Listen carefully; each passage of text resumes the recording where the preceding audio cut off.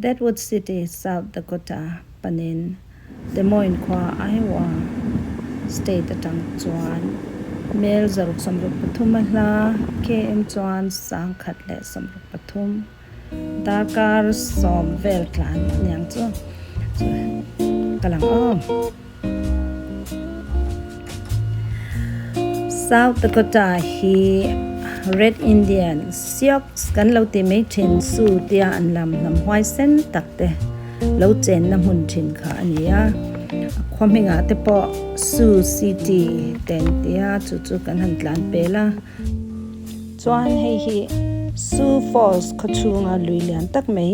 Big Sioux River anti chu alwang tlanga chuan hemi lui lengkir Sioux Falls ning choi hian a khwa po chu Sioux Falls city an lo ti ani lui po hi liana atui po hi ari hum meya so bul meya amunam tham khop mei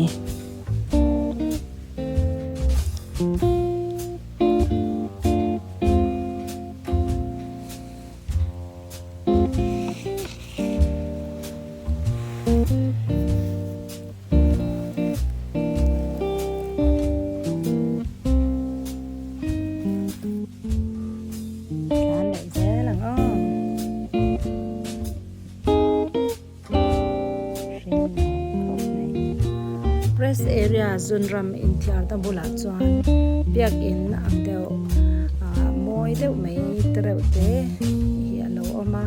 chu kan han pana kongka chu a hon mai theya alo in kal wa tong tai na ta nan lo sakhi ania bible le thun khen believe la lo oma anon rau khop mai ki ni po tong tai be a an siam ta ka ti khop mai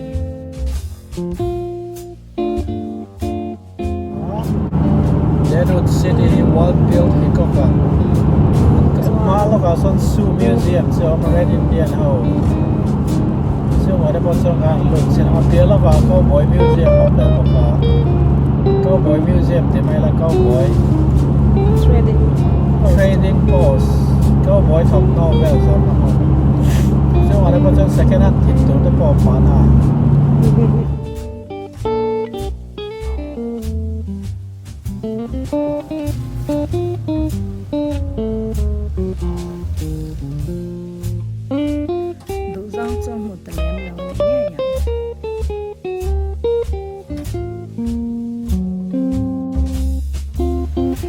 Akta Lakota Museum Red Indian ho museum chu kan han lu ta an culture an thil hlui an thil man bungbel le thalte tipi chang anda enturin alo ama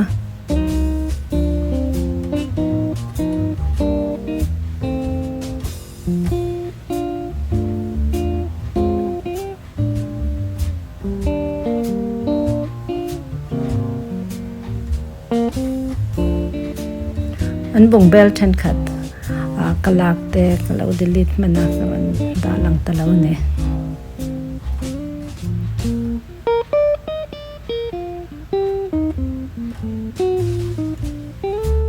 American Legion Memorial Bridge chu kan tlan tlanga lei po hi moi reu khop mai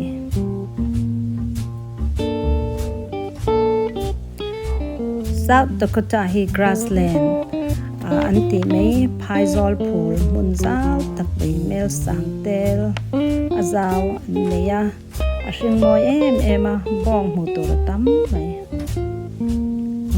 dinosaur ru an mu na mun te po ani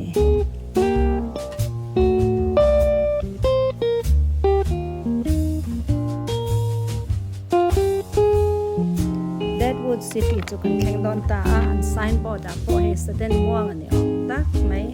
phoi rang mel deu chu lo oma achang tu pa po post nge ya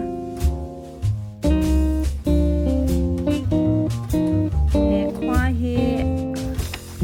man lai sang khat zariat vela khwa cowboy hun lai cha khan hi an lo